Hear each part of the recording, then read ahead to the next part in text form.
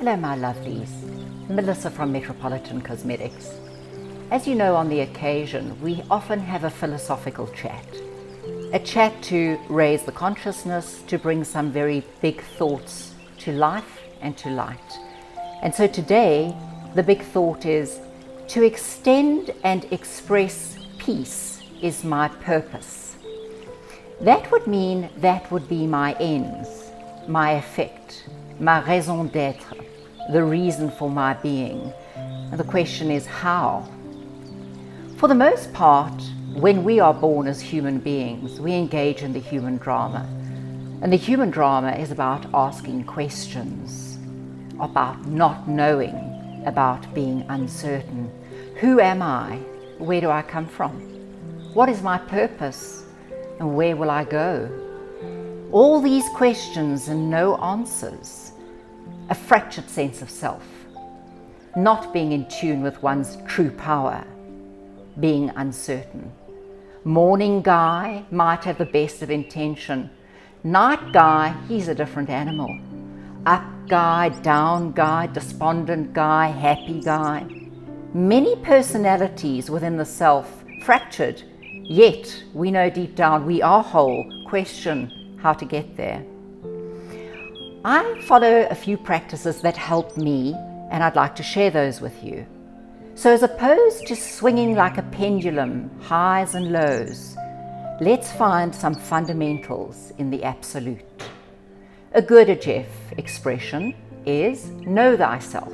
Well, that's all very fine and well, but how? Practice. Self-recording and self-evaluation. Thought, word, deed. Don't just act out like an automaton. Somebody pushes your buttons and justified or other, you express an emotion with an outburst, and don't you often find once done feel terrible? Refrain. From detachment and refraining in self-analysis, we build huge strength and power, like arrow pulled back on the bow, direct to target. Then we start engaging with our true power by knowing ourselves and choosing the difference. The second is a practice of Transcendental Meditation. We live in a field of relative sphere, diversified, where there is multiplicity, questions and answers. Then we dive deep into the depths of the ocean of the self, where there is peace, where there is quiet, where questions and answers merge. There are no more questions, there are no more answers. There is just unbounded oneness, a state of bliss where one's nervous system gets healed. You reawaken and come out to the relative field with arrow pulled back on the bow, science of being and the art of living. Beautiful. The third is the practice of sankalpa, to actually have a direct intention, a feeling. Can be words. Example, I am peace and contentment. I place that within the heart center and extend and express it to everyone and everything. That affects one's vibration. The next is a Kabalistic approach, a very beautiful one. Do good. You want to be immortal. You'd like to live forever. Well, there's something in you and of you that does, and that is your deeds. When you do good for others, you raise a vibration and an energetic realm that did not exist before. It cannot be pushed down, asunder, or aside.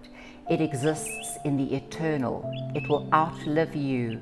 It will outlive all your children. It is your legacy. This is how we remain immortal. Lastly, there are 3 rules, and the rules are that which is like itself unto itself be drawn. Watch your energetic, your electromagnetic frequency. Through governance of thought, word and deed, your vibration will change and you will attract your due. The science of deliberate creation. For 95% of most humanity spend their life daydreaming about what they don't want and bringing it in by default and crying, oh why is it so? Change it by thinking very directly about what you want. to extend and express peace in this world, and that will come to you. The third and last part of the law of attraction is the art of allowing. It's a tricky one, because for the most part, in the realm of the relative, most people have a constant dialogue and rhetoric about everything that everyone else is doing.